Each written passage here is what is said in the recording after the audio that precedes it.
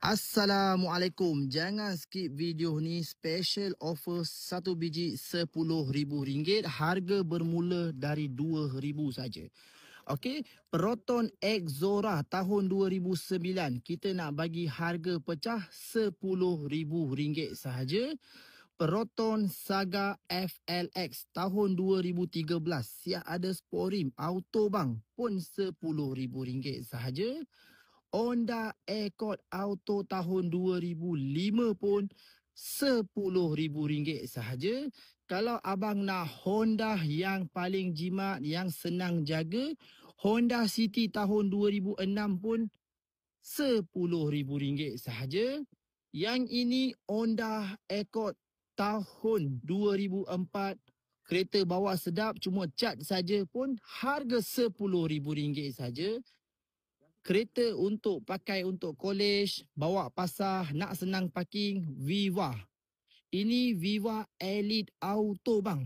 Pun harga RM10,000 saja. Yang ini Viva EZI. Abang tengok side mirror yang ini tak ada lampu side mirror, bukan auto flip. Yang ini side mirror ada lampu auto flip, ada airbag, ada ABS. Ini spek lagi mahal. Harga sama RM10,000 sahaja.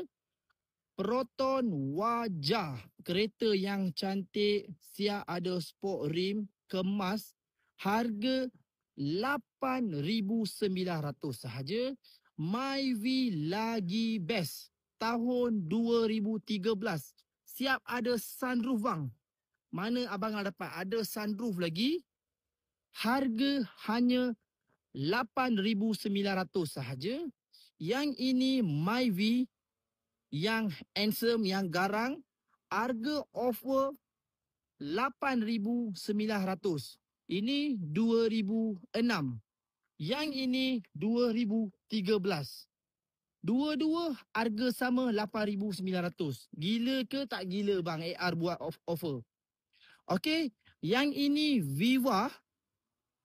Harga RM7,900 manual. Yang ini Proton Persona Elegance tahun 2010. Kereta auto berapa? RM7,900. Siap cat mahal kita bagi bang. Okey, tapi cat ni memang meriah sangat. Kalau abang tak nak meriah-meriah, saya ada Proton Persona yang standard. Yang ini 2010. Yang ini 2013 punya Persona. Kereta standard, cat